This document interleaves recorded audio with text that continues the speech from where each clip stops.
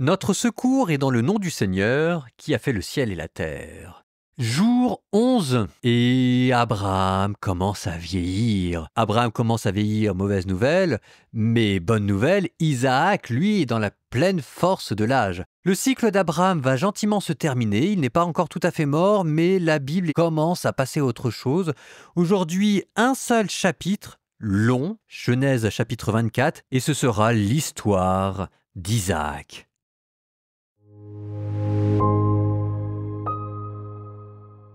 Abraham était vieux, avancé en âge, et le Seigneur l'avait béni en toutes choses.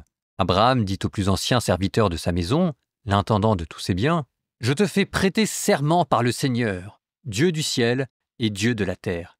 Tu ne prendras pas pour mon fils une épouse parmi les filles des Cananéens au milieu desquels j'habite, mais tu iras dans mon pays, dans ma parenté, chercher une épouse pour mon fils Isaac. » Le serviteur lui demanda, « Et si cette femme ne consent pas à me suivre pour venir ici, devrais-je alors ramener ton fils dans le pays d'où tu es sorti ?»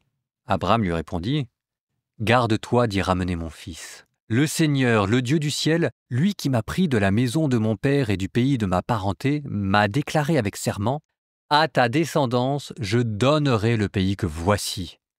C'est lui qui enverra son ange devant toi, et tu prendras là-bas une épouse pour mon fils. Si cette femme ne consent pas à te suivre, tu seras dégagé du serment que je t'impose. Mais, en tout cas, tu n'y ramèneras pas mon fils. » Le serviteur prêta à son maître Abraham un serment solennel concernant cette affaire. Parmi les chameaux de son maître, le serviteur en prit 10, et il s'en alla, emportant tout ce que son maître avait de meilleur. Il se leva et s'en alla vers l'Aram des deux fleuves, à la ville de Nahor. Il fit agenouiller les chameaux en dehors de la ville, près d'un puits d'eau, à l'heure du soir, l'heure où les femmes sortent pour épuiser. Il dit, « Seigneur, Dieu de mon maître Abraham, permets-moi de faire aujourd'hui une heureuse rencontre. Montre-moi ta faveur à l'égard de mon maître Abraham. Me voici debout près de la source, et les filles des gens de la ville sortent pour puiser de l'eau. La jeune fille à qui je dirai « Incline ta cruche pour que je boive », et qui répondra « Bois, et je vais aussi abreuver tes chameaux », que cette jeune fille soit celle que tu destines à ton serviteur Isaac. Je saurai ainsi que tu as montré ta faveur à l'égard de mon maître. » Il n'avait pas fini de parler que sortit Rebecca, la fille de Bethuel, fils de Milca, elle-même femme de Nahor, le frère d'Abraham. Elle portait sa cruche sur l'épaule. La jeune fille avait très belle apparence. Elle était vierge, aucun homme ne s'était uni à elle. Elle descendit à la source, emplit sa cruche et remonta. Le serviteur courut à sa rencontre et dit « De grâce, donne-moi à boire une gorgée d'eau de ta cruche. » Elle répondit « Bois, mon seigneur. » Et de la main, elle s'empressa d'abaisser la cruche pour lui donner à boire. Quand elle eut fini de lui donner à boire, elle dit « Pour tes chameaux aussi, j'irai puiser jusqu'à ce qu'ils aient bu à satiété. » Elle s'empressa de vider la cruche dans l'abreuvoir et courut de nouveau chercher de l'eau au puits. Elle puisa ainsi pour tous les chameaux. L'homme la regardait, silencieux, se demandant si, oui ou non, le Seigneur avait fait réussir son voyage. Dès que les chameaux eurent fini de boire, l'homme prit un anneau d'or pesant un demi-cycle et 2 bracelets d'or pesant 10 cycles pour ses poignets. Il lui demanda « De qui es-tu la fille ? Dis-le-moi, je t'en prie. Y a-t-il dans la maison de ton père un endroit où passer la nuit ?» Elle répondit « Je suis la fille de Bethuel, le fils que Milca a donné à Nahor. » Et elle ajouta « Il y a beaucoup de paille et de fourrage chez nous, et aussi de la place où passer la nuit. » L'homme s'inclina et se prosterna devant le Seigneur, en disant « Béni soit le Seigneur, Dieu de mon maître Abraham.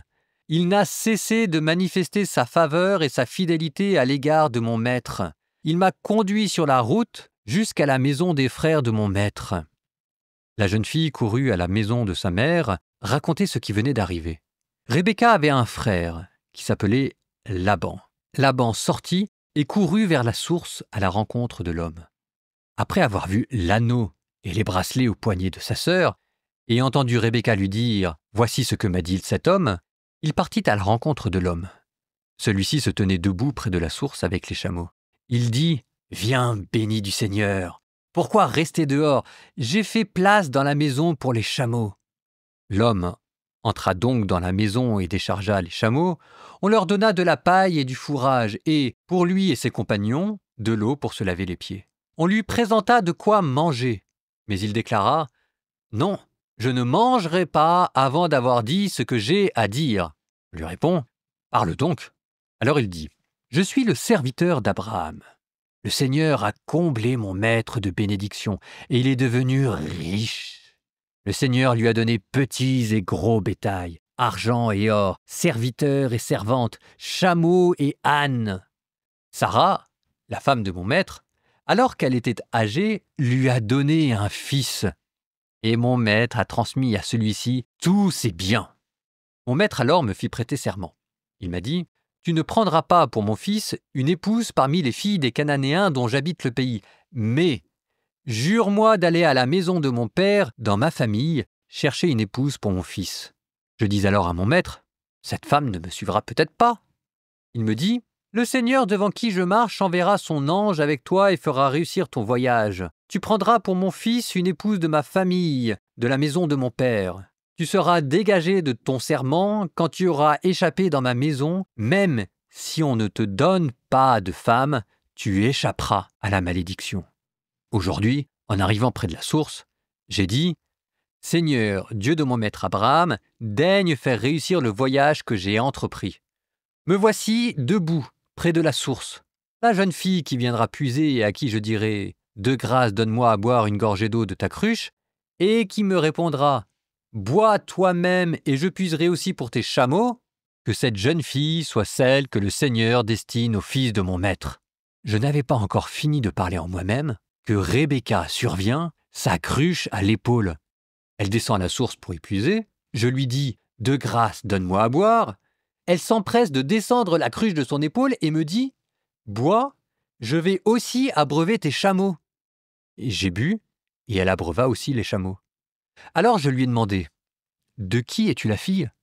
Elle m'a répondu « Je suis la fille de Bethuel, le fils que Milca a donné à Nahor. » Alors, j'ai mis l'anneau à son nez et les bracelets à ses poignets. Puis je me suis incliné et prosterné devant le Seigneur. J'ai béni le Seigneur, le Dieu de mon maître Abraham, lui qui m'a conduit par le bon chemin, afin de prendre la fille de son frère pour la donner à son fils Isaac. Et maintenant, si vous voulez montrer à mon maître faveur et fidélité, dites-le franchement. Si vous refusez, dites-le moi aussi, que je sache quelle direction prendre. » Laban prit la parole. Lui et Bethuel déclarèrent « Le Seigneur s'est prononcé. Ce n'est pas à nous de décider. Voici Rebecca devant toi. Emmène-la, et qu'elle devienne l'épouse d'Isaac, le fils de ton maître, comme l'a dit le Seigneur. » Quand le serviteur d'Abraham entendit leurs paroles, il se prosterna jusqu'à terre devant le Seigneur. Puis il sortit des objets d'argent, des objets d'or, des vêtements, et les donna à Rebecca. Il offrit aussi de riches présents à son frère et à sa mère. Ils mangèrent et burent. Lui et les hommes qui l'accompagnaient, ils passèrent la nuit et, le matin, ils se levèrent. Le serviteur dit alors « Laisse-moi retourner chez mon maître. » Le frère et la mère de la jeune fille répondirent « Qu'elle reste encore avec nous une dizaine de jours, ensuite elle partira. » Mais le serviteur leur dit « Ne me retardez pas. Le Seigneur a fait réussir mon voyage. Laissez-moi retourner et j'irai chez mon maître. » Ils répondirent « Appelons la jeune fille et demandons-lui son avis. » Ils appelèrent Rebecca et lui dirent « Veux-tu bien partir avec cet homme ?» Elle répondit « Oui, je partirai. » Alors, ils laissèrent leur sœur Rebecca et sa nourrice s'en aller avec le serviteur d'Abraham et ses hommes. Ils bénirent Rebecca en lui disant « Ô toi, notre sœur, puisses-tu devenir une multitude sans nombre, que ta descendance occupe les places fortes de ses ennemis. » Rebecca et ses servantes se levèrent, montèrent sur les chameaux et suivirent le serviteur. Celui-ci emmena donc Rebecca.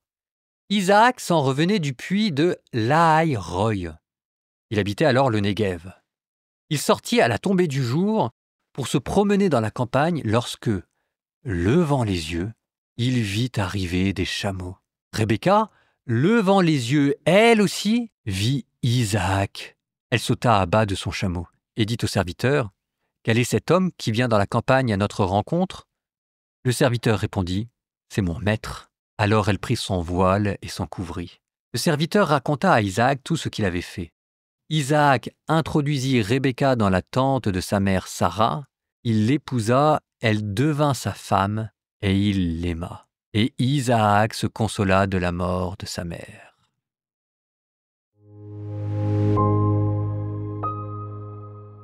Décidément, Abraham, malgré tous ses petits défauts, même s'il n'a pas toujours été très sympa avec sa femme, est quand même un bon père de famille qui pense à tout. Sarah est morte et voilà maintenant qu'il prend soin de mettre les choses en ordre. Et pour préparer le passage de relais à la génération suivante, il est temps de penser à trouver une femme à son fils Isaac, l'enfant de la promesse. Alors, simplement pour que cette promesse se réalise, il faudra que la femme d'Isaac partage la foi d'Isaac. C'est pour ça qu'on va chercher dans la même parenté. Il faudra aussi veiller à ce que Isaac ne retourne pas en Mésopotamie. Ce serait annuler les promesses de Dieu de lui donner un pays et une descendance.